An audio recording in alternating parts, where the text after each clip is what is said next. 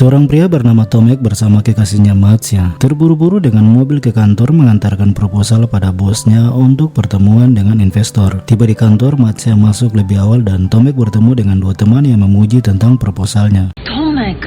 Chill, wszystko pod kontrolą. Karena lupa ponselnya di mobil, Tomek kembali mengambilnya. Namun saat yang tepat dia melihat seorang wanita keluar dari kantor itu sambil berjalan mundur untuk menggodanya, membuat wanita itu memilih berjalan lebih cepat menghindarinya.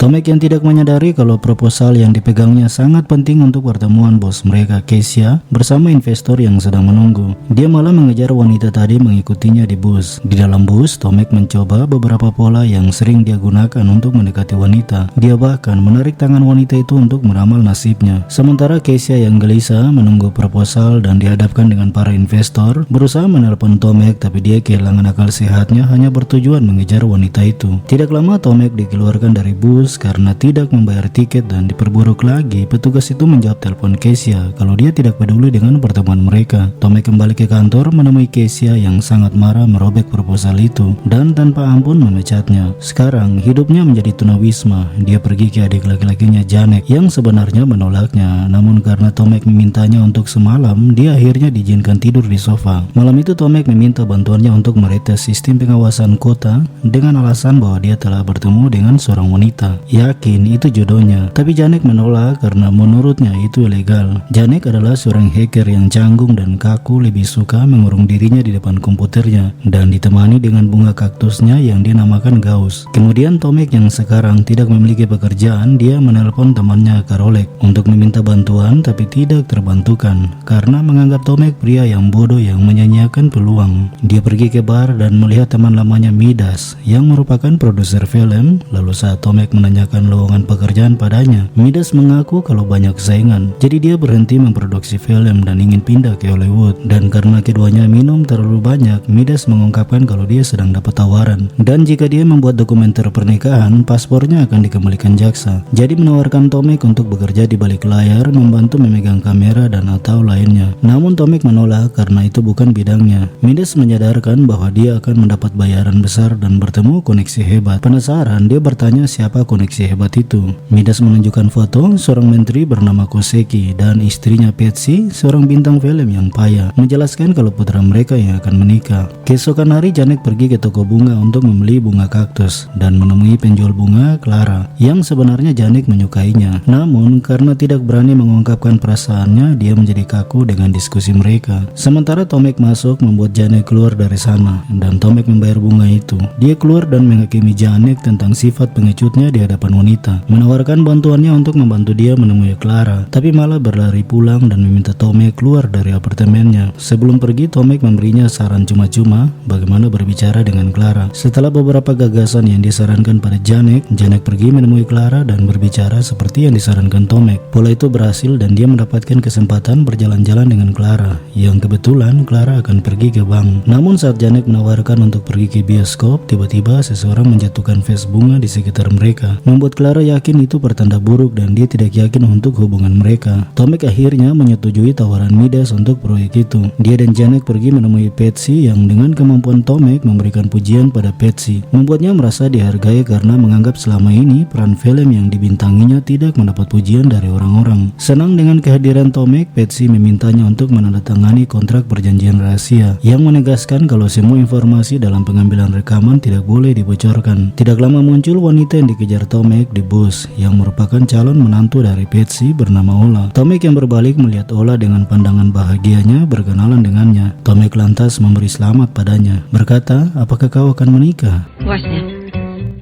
Współczuję. Lalu mengalihkan perhatian Ola dan segera menciumnya dan bilang kalau dia ingin tahu bagaimana kelanjutan hubungan mereka. Marah, Ola menamparnya. No to już wiesz. Keesokan harinya Tomek dan Janek memulai pekerjaannya, sementara pujian dari Tomek tidak berhenti diberikan pada Patsy. Patsy kemudian memimpin kelompok untuk mempersiapkan gladi pernikahan putranya Christian dan Ola. Di tengah-tengah perekaman, Tomek bahkan mengalihkan kameranya pada Ola yang memilih tenang melihat calon mertuanya yang banyak bicara. Lalu pada sebuah momen diwawancara Tomek pada Patsy yang menanyakan pendapatnya tentang calon menantunya Ola, Patsy menjawabnya bahwa dia berharap Ola akan menjadi istri yang baik bagi putranya. Namun tidak lama Patsy menerima menerima telepon dan membiarkan Tomek mewawancarai Ola. Lalu Tomek bertanya berapa jumlah tamu Ola yang akan hadiri pernikahannya dari 1000 undangan yang disediakan. Ola menjawabnya hanya 3, neneknya dan 2 pengiring. Itu mengejutkan Tomek, tapi Najek segera mengalihkan pembicaraan mereka agar tidak membuat Ola menjadi bersedih. Wawancara berlanjut di taman dan Tomek bertanya apa kegiatan lain Ola. Ola mengakui kalau dia sedang kuliah di jurusan kajian roman dan sedang menggarap tesisnya berjudul Cinta Bahaduri. Lalu Tomek memintanya sebutkan salah satu karyanya. Ola menjawabnya, "Tuanku, sudilah kiranya mendengar kisah suci tentang cinta dan maut." Janek memotong pembicaraan dan masuk menyebutkan Tristan and Isolde kalau dia sudah membacanya, menjelaskan kalau mereka tidak hanya berbahagia tetapi juga berduka. Saling membalas kisah itu, Ola menyebut memadu kasih dan menjemput maut bersama, membuat Tomek yang kurang membaca dan kurang pengetahuan buku meminta Janek menjauh untuk melanjutkan rekamannya. Namun mereka tidak menyadari seseorang sedang memata-matai dan merekam aktivitas mereka. Dan ini adalah nenek Ola, karena Ola yatim piatu jadi neneknya yang memeliharanya. Sementara Tomek terlihat sedang mempelajari buku tentang Cinta Bahaduri, berkomentar mengapa selama sekolah dia tidak pernah belajar tentang ini. Di sebuah momen persiapan meja dan kue pernikahan yang mahal membuat Ola menolak dan berkomentar pada Patsy kalau dia ingin yang sederhana. Patsy tidak menerima pemikirannya mengingat suaminya yang sebentar lagi akan mencalonkan diri sebagai presiden. Jadi dia tidak ingin pestanya terlihat murah. Marah, Ola pergi dari sana dan diikuti Tomek yang mengejarnya. Keduanya dengan mobil ke rumah Ola dan menemui neneknya. Di momen yang hangat dengan secangkir teh, neneknya melihat Tomek berbicara dan memberitahu Ola kalau Tomek mirip mendiang kakeknya Ola. Lalu Tomek membaca puisinya tentang cinta yang baru dia pelajari. Berkata, "Aku yakin cinta bisa mengubah seseorang. Ketika cinta menyapa, diri kita bersemi dan dunia kita menjadi berseri." Sang nenek memujinya. Hari berikutnya Janek akan menemui Clara yang tiba-tiba seorang pencuri mengambil tas Clara. Janek melihat itu mengejarnya dan ternyata itu adalah Tomek, dan Tomek bilang bahwa takdir harus diusahakan, membuat upaya Janek pada Clara terlihat natural sebagai pahlawan. Dia pergi dan polisi datang memukul Janek sebelum Clara datang dan membelanya. Benar saja upaya itu berhasil dan Janek tidak hanya mendapatkan perawatan Clara, namun perasaan keduanya menjadi satu untuk cinta yang sulit ditemukan Janek. Janek pulang dengan bahagia sambil memegang bunga kaktus dan menari, tapi jadi malu saat Tomek menangkapnya. Keduanya memulai percakapan, tapi tidak lama muncul beberapa orang menangkap mereka dan dibawa ke penjara di hadapan seorang pria yang merupakan mafia Polandia terkenal bernama Simra. Di sana Simra mengungkapkan kalau dia sebenarnya sudah bebas bersyarat. Andai Koseki tak berulang membuka kembali penyidikan baru terhadapnya. Bingung, Tomek bertanya apa hubungan mereka terhadap Koseki. Simra menudingnya buaya darat dan situasinya Ola adalah putri dari Simra, mengancam keduanya jika anak Koseki tidak menikah dalam 2 hari maka Tomek dan Janek akan menerima akibatnya termasuk penjual bunga Clara. Takut, Janek berkomentar kalau dia hanya pelanggan di toko bunga. Jadi Simra meminta mereka untuk melanjutkan syuting agar dia bisa mendapatkan rekaman putrinya di pernikahan.